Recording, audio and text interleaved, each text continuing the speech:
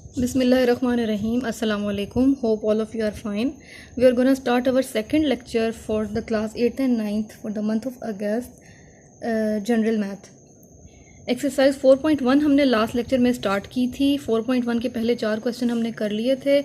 अब आज हम करेंगे 4.1 का क्वेश्चन नंबर 5। क्वेश्चन नंबर 5 आपके सामने नज़र आ रहा है। क्वेश्चन है rate of T in Pakistan is ₹2.1 पर पाउंड, फाइंड द रेट पर किलोग्राम। वो कह रहे हैं कि पाकिस्तान में जो रेट ऑफ टी है वो एक पाउंड टी जो है वो 2.1 रुपीज़ की है। ठीक है, 1 पाउंड हमने बताना है कि 1 किलोग्राम कितने की होगी। ठीक है, 1 किलोग्राम कितने की होगी जबकि हमारे पास 1 पाउंड में इतने किलोग्राम्स आते हैं। ठीक है, 1 पाउंड में 0.4536 किलोग्राम हैं। अब कह रहा है कि और दूसरा पार्ट हमने मालूम करना है कि what will be the rate in Saudi Arabia, और सऊदी अरेबिया में इसलिए पर केजी का क्या रेट होगा अगर 1 रियाल जो है वो 22.400 का है। ठीक है, ये दोनों पार्ट हमने सॉल्व करने हैं। क्वेश्चन बहुत इजी है, होप्स हो कि आपको समझ आ गया होगा कि हमने रेट ऑफ टी मालूम करना है। अगर उन्होंने पर पाउंड के लिहाज से दिया हुआ है, हमने पर किलोग्राम के लिहाज से फाइंड करना है पहले पार्ट में। ठीक है, हम क्वेश्चन की सोल्यूशन की तरफ जाते हैं। ये आपके सामने सोल्यूशन है। Question number 5 part 1। 1 pound T उसने कहा है 2.1 रुपीज़ की मिलती है। ठीक है, और 1 पाउंड में हमारे पास इतने केजीज आते हैं। तो 1 पाउंड की हमें कीमत दी हुई है। 1 पाउंड यानी इतने केजी जो हैं वो हम 2.1 रुपीज़ में ख़रीद सकते हैं। ठीक है, इतने केजी हम 2.1 रुपीज़ में ख़रीद सकते हैं। तो अब हमें मालूम करना था कि हम 1 केजी कितने में ख़रीद सकते हैं। तो 1 केजी के लिए जाहिर सी बात है, ये यहाँ पर 0.436 केजी था, यहाँ पर 1 केजी। इसको हम इस तरफ ले आएंगे, ला के डिवाइड कर देंगे इसके साथ नीचे, तो यहाँ पर क्या रह जाएगा, जस्ट 1। तो 1 केजी इस तरह हम मालूम कर लेंगे। दोनों को डिवाइड करके आप कैलकुलेटर पर डिवाइड करेंगे, आपके पास ये आंसर आ जाएगा 4.629।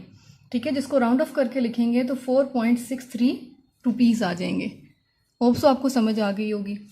ठीक है, ये इसका सोल्यूशन है, बहुत आसान है। इसी तरह इसका पार्ट नंबर 2 है।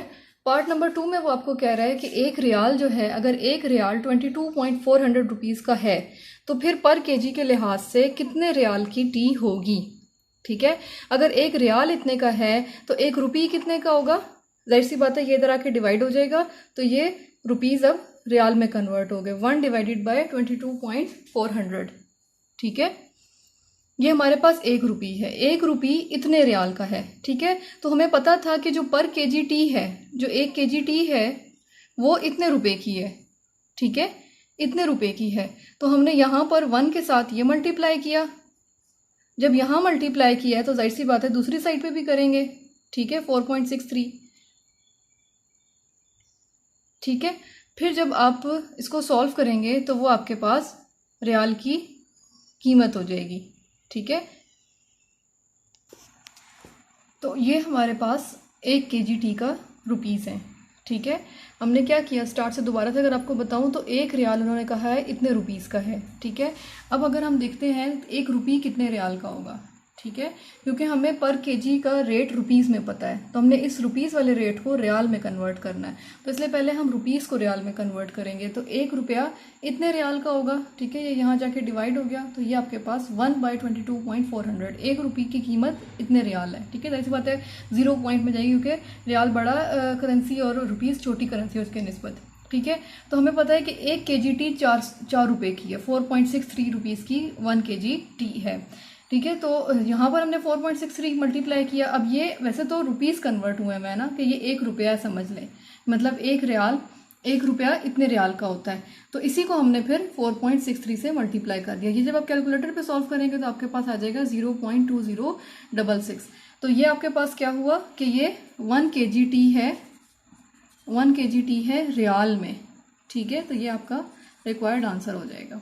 1 केजी टी है ये रियाल की फॉर्म में। ठीक है, hope so you get the solution. Now move to next question. Next question है हमारे पास, an exporter of carpets export to England carpets amounting to 40,000 sterling pound. The spot buying rate exchange at that time was rupees this to 1 sterling. He received the amount at the time when rate is rupees this. How much he loses? ठीक है, वो कह रहे हैं कि carpet exporter करने वाला था, उसने एक्सपोर्ट किए इंग्लैंड को, इंग्लैंड तो अमाउंटिंग कितने में किए थे उसने? 40,000 पाउंड में, ठीक है। तो वो कह रहा है कि उस टाइम जो एक्सचेंज रेट था, यानी रुपीज़ और पाउंड का जो रेट था एक्सचेंज करने वाला, वो 1 पाउंड इतने का था, ठीक है, 1 पाउंड इतने रुपीज़ का था।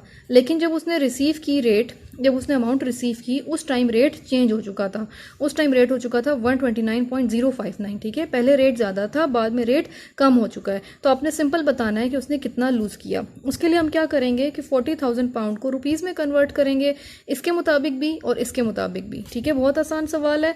40,000 को आप कन्वर्ट करेंगे पहले रुपीज़ 129.45 के अकॉर्डिंग, फिर रुपीज़ दिस, दोनों में जो फ़र्क होगा वही उसका लॉस होगा, ठीक है। बहुत ईजी सवाल है। मैं थोड़ा सा इसका स्टार्टर आपको स्टार्ट करके दिखा देती हूँ, बाकी आप खुद कंप्लीट कर सकते हैं इजीली, ठीक है। Now come to board. ये आपके पास सोल्यूशन है। हमें जो टोटल अमाउंट उसने कारपेट के एक्सपोर्टेशन पे लगाई थी वो थी 40,000, ठीक है। 40,000 उसको मिल रहा था। उस टाइम पाउंड कितने का था? इतने रुपीज़ का पाउंड था, ठीक है। तो इसके मुताबिक कितने बने रुपीज़ टोटल उसके पास? इसके मुताबिक उसके पास टोटल इतने रुपीज़ बने, ठीक है, टोटल इतने रुपीज़ बने। अब जब उसने रिसीव किया है तो पाउंड चेंज हो चुका है, अब वो इतने रुपीज़ का है, 1 पाउंड इतने का है। तो अब उसकी कितने बनेंगे? 40,000। सिमिलरली जिस तरह हमने यहाँ पर इसको और इसको मल्टीप्लाई किया है, अब आप 40,000 को और इस नए रेट को मल्टीप्लाई करेंगे और अपना आंसर कैलकुलेट करेंगे। फिर ये जो आंसर आया है, यानी जब उस टाइम क्या रुपीज़ बनते थे और अब रिसीविंग के वक्त क्या रुपीज़ बनते हैं, इन दोनों रुपीज़ को जब आप माइनस कर देंगे तो आपके पास लॉस आ जाएगा, ठीक है, जो कि आपने अब खुद यहाँ पर कैलकुलेट करना है। बहुत आसान है, आपकी खुद भी कैलकुलेशन होगी, अच्छे आपकी प्रैक्टिस होगी। सो जैसे ये मैं यहाँ पर सॉल्व नहीं किया, बहुत इजी क्वेश्चन है, ठीक है। होप सो कि आपको समझ आ गया। Now move to question number 7। Question number 7 है, a Pakistani living in Saudi Arabia earns 4,370 riyals a month.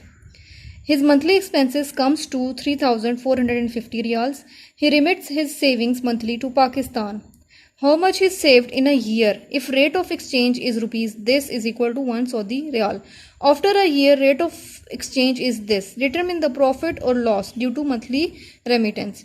वो कह रहा है कि एक पाकिस्तानी है जो कि सऊदीया में रहता है, ठीक है, और वो महीने के इतने रियाल कमाता है, ठीक है। उसके खर्चे जो हैं इतने रियाल में से इतने उसके खर्च हो जाते हैं, ठीक है, हर महीने इतने उसके खर्च हो जाते हैं, और जो जाहिर सी बात है पीछे जो बचता है वो पाकिस्तान अपनी सेविंग के तौर पर भेज देता है, ठीक है। तो वो कह रहे हैं उसने पूरे साल में, ये महीने की सैलरी है और महीने के एक्सपेंसेस हैं, पूरे साल में उसने क्या सेव किया, कितना सेव किया, अगर 1 रियाल इतने का था, ठीक है, और 1 साल बाद जो है वो रियाल अब इतने का हो चुका है, ठीक है, यानी वो अपने पास रखता गया, सेव रखता गया, तो टोटल उसके पास अमाउंट कितनी जमा हो चुकी थी, एक तो आपने ये बताना है, ठीक है। और अब साल बाद क्योंकि रेट ऑफ एक्सचेंज चेंज हो चुका है, तो अब जो उसके पास पैसे पड़े हैं in the form of rupees पड़े हैं या in the form of riyal पड़े हैं, तो वो आपने बताना है कि उसको उन पे प्रॉफिट होगा या लॉस होगा, क्योंकि रेट ऑफ एक्सचेंज चेंज हो चुका है, ठीक है। सवाल इजी है, इंशाल्लाह कि आपको समझ आ गया होगा, ठीक है। और सोल्यूशन की तरफ चलते हैं। There is the solution. Question 7 हमारे पास क्या था कि उसकी मंथली अर्निंग, यानी वो कितना कमा रहा था, इतने रियाल कमा रहा था, खर्च कितना कर रहा था, इतने रियाल खर्च कर रहा था, तो उसको बच कितने रहे थे, इतने रियाल बच रहे थे, हर महीने उसको इतने रियाल बच रहे थे। तो इसका मतलब है कि उसने पूरे साल में कितने रियाल बचाए, इतने रियाल बचाए, ठीक है। इतने रियाल रुपीज़ में कितने होंगे, साल के दौरान रियाल इतने का था, ठीक है, 22.400 था, पूरे साल में रियाल की कीमत ये रही। तो इसका मतलब है कि वो इतने पैसे अपने पास बचा चुका है, 247,296, ठीक है। इतने पैसे पूरे साल में उसने अपने पास सेव किए हैं, ठीक है। अब जब साल ख़त्म हुआ है तो साल ख़त्म होने के बाद रियाल इतने का हो चुका है, यानी कि जो उसके पास रियाल थे उनकी कीमत अब इतनी हो चुकी है, ठीक है। उसने इतने सेव किए थे 247,296। अगर वो अब सेव करना शुरू करेगा तो रियाल की कीमत अब कम हो चुकी है, या अगर इस रेट पे वो सेविंग करता तो उसके पास ये रियाल होते। इसका मतलब है कि उससे प्रॉफिट हुआ है, मतलब उसने अच्छे वक्तों में सेव किया है जब रियाल की कीमत ज़्यादा थी, अब रियाल की कीमत कम हो चुकी है। तो अगर अब के अकॉर्डिंग देखा जाए तो उसकी सेविंग ये बनती, ठीक है, यानी इससे कम बनती। तो इसका मतलब है कि उसे प्रॉफिट हुआ है। कितना प्रॉफिट हुआ है? इतने रुपीज़ का। इन दोनों का आप माइनस कर देंगे तो आपके पास आंसर आ जाएगा। उसे प्रॉफिट हुआ है 1099 रुपये का। ठीक है, कि जब उसने सेव किया तो रियाल की कीमत ज़्यादा थी, इसका मतलब है कि उसके पास ज़्यादा सेविंग मौजूद है। कितनी ज़्यादा मौजूद है? अब के रेट के मुताबिक 1000 उसके पास एक्स्ट्रा सेव हो गया उस रेट की वजह से। ठीक है, होप्स हो कि आपके लिए ये ईजी होगा सोल्यूशन, इतना मुश्किल नहीं था। ठीक है, now we will move to question number 8। There is your question number 8। Question number 8 क्या है? Rizwan purchase a car in Saudi Arabia for 15,000 riyal. Delivery was to be made after 3 months and payment is also to be made at the time of delivery. At the time of contract the rate was 1 riyal is this, while at the time of delivery the rate was this. Determine the profit or loss in rupees. ठीक है, यानी जब contract हुआ था तो रियाल इतने का था और जब डिलीवर हो रहा है तो रियाल इतने का हो गया है। ठीक है, तो वो आपको क्या कह रहा है कि उसने 15,000 रियाल की गाड़ी ख़रीदी है। ठीक है, जो कि 3 महीने बाद उसके पास आनी थी और पेमेंट भी उसने उसको उसी वक्त करनी है। तो ये बिल्कुल सिमिलर है क्वेश्चन नंबर 6 की तरह है, क्वेश्चन नंबर 3 की तरह है। ये आप लोगों ने इसको खुद सॉल्व करना है। ठीक है, अगर कोई प्रॉब्लम आती है तो फिर हम इसको खुद से कर लेंगे, नहीं तो अदरवाइज़ यही है, आपने पहले 1500 रियाल को इस रेट के मुताबिक कन्वर्ट करना है, फिर आपने 1500 रियाल को इस रेट के मुताबिक कन्वर्ट करना है। तो फिर आपको नज़र आ रहा है कि पहले रेट ज़्यादा था, बाद में रेट कम हो गया, तो उसको प्रॉफिट हुआ है। ठीक है, उसको कम कैसे देने पड़ेंगे, अब ज़्यादा पैसे नहीं देने पड़ेंगे, तो वो आपने मालूम कर लेना है दोनों को माइनस करके। क्वेश्चन नंबर 9 पर आ जाए। वो कह रहा है a friend of Ali living in Saudi Arabia remits Ali 450 riyals. The bank offers 2 conversion rate. ठीक है, एक अली का दोस्त है, उसने सऊदी अरेबिया से उसको इतने रियाल भेजे हैं। ठीक है, अब बैंक जो है वो किस तरह कन्वर्ट कर रहा है? वो 1 रियाल इतने रेट पे दे रहा है टीटी के लिहाज से और 1 रियाल इतने रेट पे दे रहा है टीसी के लिहाज से। ठीक है, which one of the rate will be profitable and also calculate the amount in rupees. ठीक है, यानी वो कह रहा है कि कौन सा रेट अगर वो ले कन्वर्जन का तो उसे प्रॉफिट होगा। ठीक है, बहुत आसान है। हमने 450 रियाल को दोनों के मुताबिक टीटी बाइंग के लिहाज से और टीसी बाइंग के लिहाज से, ठीक है, ये टेलीग्राफिकली है और ये टेली चेक के लिहाज से है, तो दोनों लिहाज से हम 450 रियाल को कन्वर्ट करेंगे, डिफरेंस देखेंगे कि किससे उसे ज़्यादा मिल रहे हैं, तो वही रेट उसका प्रॉफिटेबल रेट होगा। ठीक है, now come to the solution on board.